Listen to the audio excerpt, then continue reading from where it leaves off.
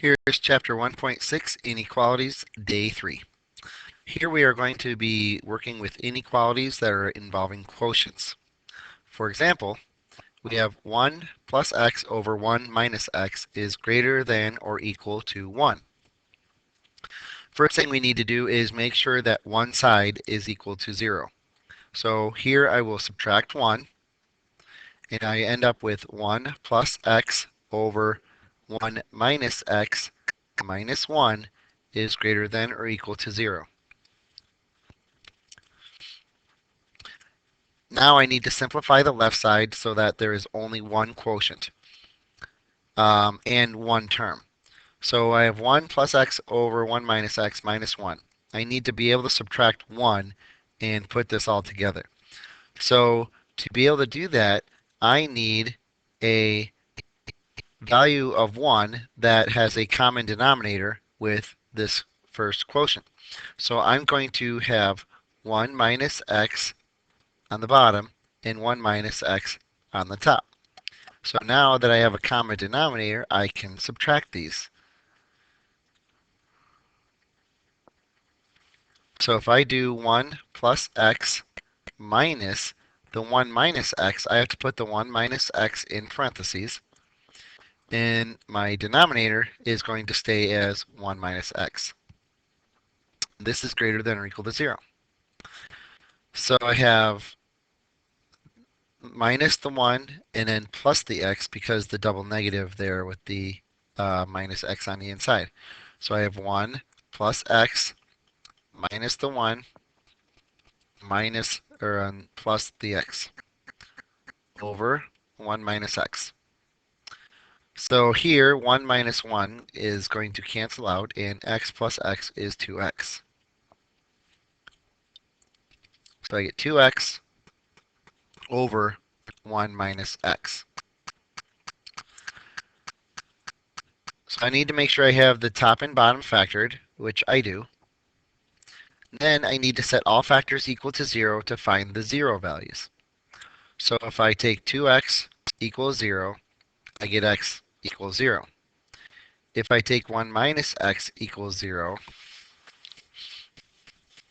I will get, if I add the x, I get x equal to 1. So my zeros are x equals 0 and x equals 1. Now I need to plot these points on a number line. So here's my number line. Here's 0, and here is 1. So I'm going to divide this up so that I can choose my test points. I'm going to use, I can't use 0, so I'm going to use -1, a value to the left of 0. Any value in between 0 and 1, so let's go ahead and use 1/2. And now any value to the right of 1, I'm going to say 2. The points here, the top, the 0 came from the top. I'm going to follow the inequality here and use a solid dot.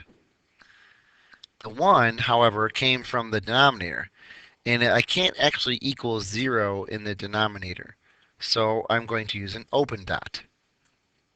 Now I need to figure out, am I going to be shading to the left or in the middle or to the right or some combination of those three. So I'm going to test the values just like I did with the quadratics.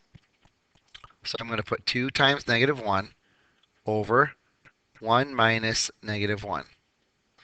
2 times -1 is a negative number.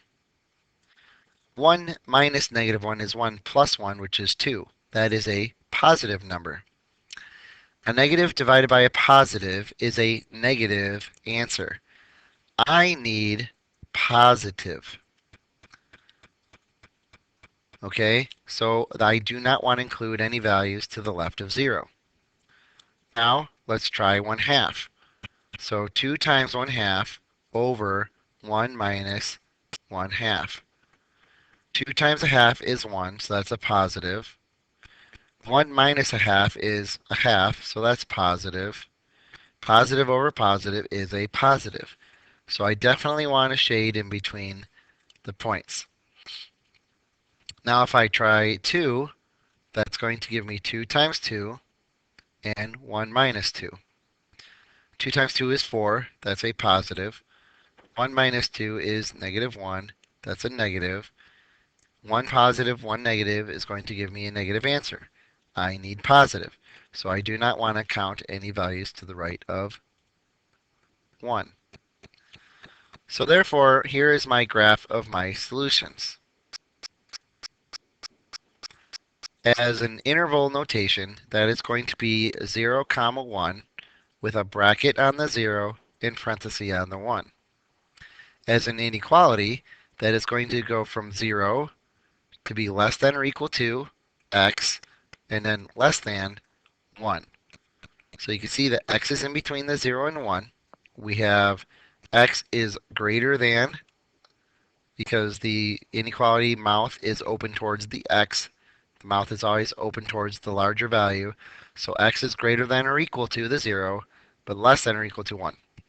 And these are all of my solutions for this first example.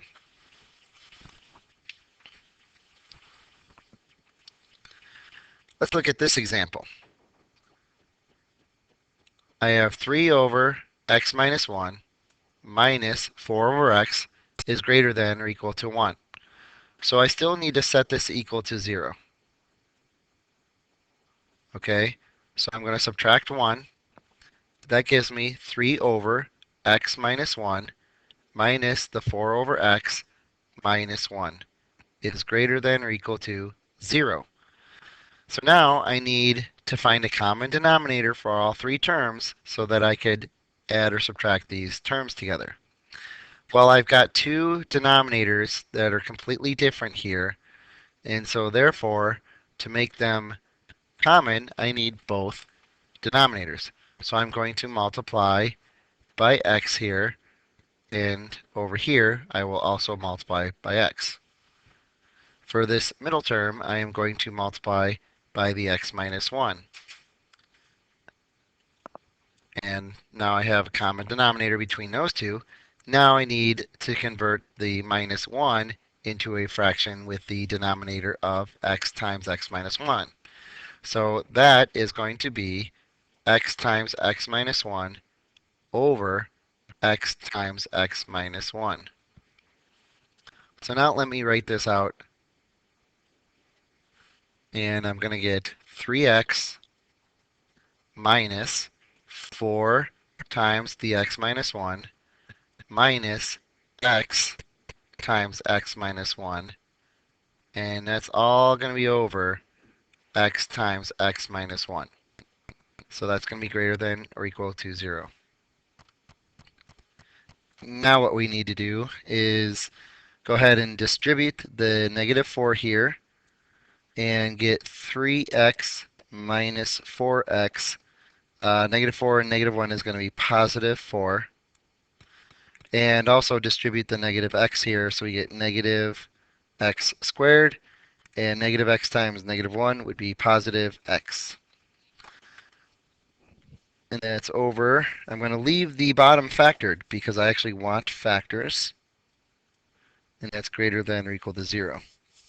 So now I need to clean up the top, the numerator here. So I've got 3x minus 4x plus x. So that gives me 0, because 3x minus 4x is negative x, plus x would be 0. So those all just cancel each other out, and we get negative x squared plus 4. And because I have this negative in front of the x squared, I'm going to factor out a negative 1. So negative 1, and then that would give me x squared minus 4 over x times x minus 1, and that is greater than or equal to 1. And I have to factor x squared minus 4. And I have to realize that's a difference of 2 squares. So my factors are x plus 2 and x minus 2. So negative 1, x plus 2, x minus 2, and x times x minus 1. Okay. Uh-oh. That's greater than or equal to 0, not 1. So greater than or equal to 0. All right. So now I've got all my numerator factored, my denominator factored. I'm going to set them all equal to 0 to find my points for my number line. So x plus 2 equals 0 gives me x equal negative 2. For x minus 2 equals 0, that gives me x equals positive 2. With x equals 0, that's obviously x equals 0. And for x minus 1 equals 0, that is x equal to 1. So on my number line,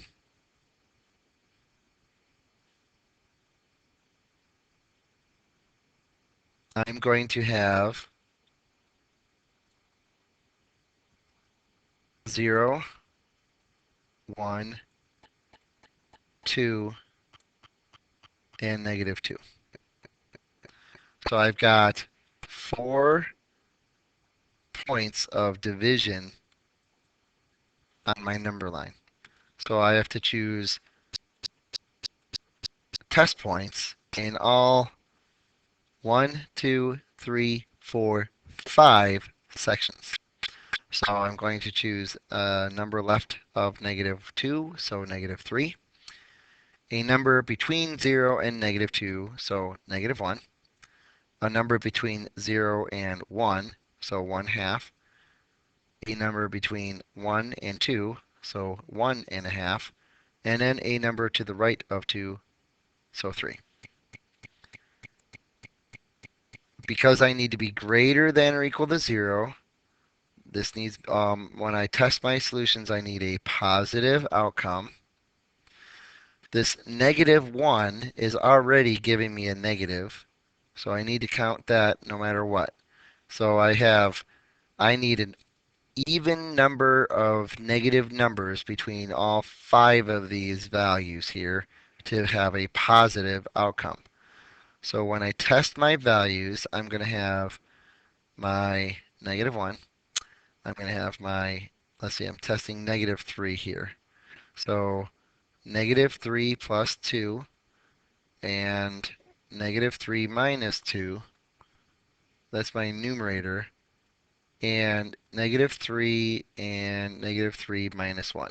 Okay, so I've just plugged in for my x's. So obviously this is a negative for the negative 1. Negative 3 plus 2 is a negative. Negative 3 minus 2 is a negative. Negative 3 is a negative, and negative 3 minus 1 is a negative. That is 1, 2, 3, 4, 5 negatives. So my outcome is negative. I need positive. So that's not going to be counted in my solutions. All right, before I go on too far, I forgot to put my dots up here. All of the values from the numerator are going to have solid dots because I have this greater than or equal to. So negative 2 and positive 2 are solid dots. Every value I get from the denominator is going to be an open dot because I cannot have 0 in my denominator, so I cannot actually equal the 0. So for x equals 0 and x equal 1, those are open dots. All right, so now let's continue testing my values. So negative 1, I'm going to have the negative 1 that was up here. Um, negative 1 plus 2. Negative 1 minus 2. Negative 1 for x. And negative 1 minus 1. So obviously negative from negative 1. Negative 1 plus 2 is positive. Negative 1 minus 2 is negative. The negative 1 down here is negative. And negative 1 minus 1 is negative. So I've got 1, 2, 3, 4 negatives, which make a positive answer, which means I'm going to shade between those two dots. When I test the value 1 half, my negative 1 from the problem, 1 half plus 2, 1 half minus 2, and then x would be 1 half, and then 1 half minus 1. So negative 1, 1 half plus 2 is positive. 1 half minus 2 is negative. The 1 half itself is positive. 1 half minus 1 is negative. So here I've got 1, 2, 3 negatives, which is going to be a negative answer, which means I do not count that area of solutions. So now I need to go to my next test point of 1 1/2. So I've got the negative 1 from the problem.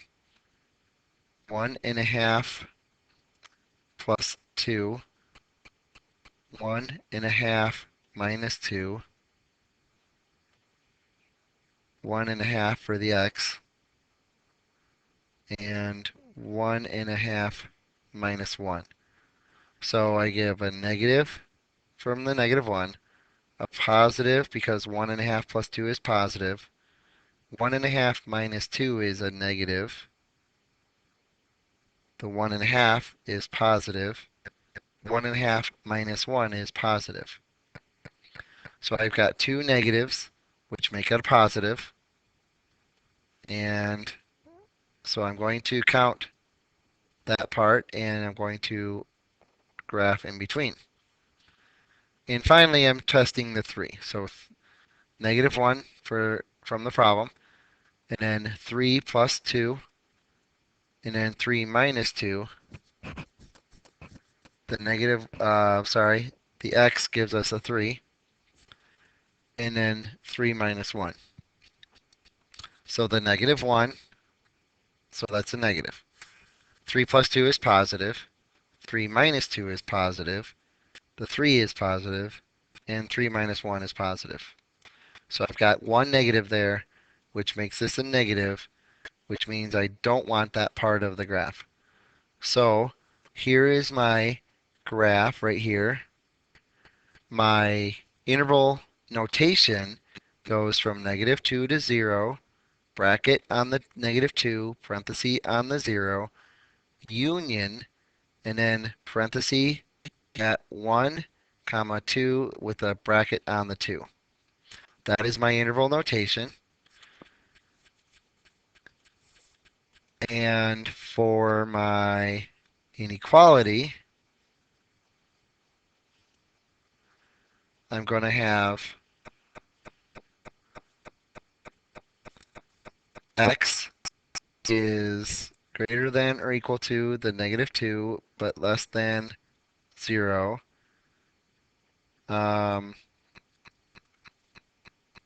Or x is greater than the 1 or less than or equal to the 2. So these are my inequalities. There's my interval notation and my graph. And that's it. That was a long problem. That's one of the more difficult types of problems you'll see.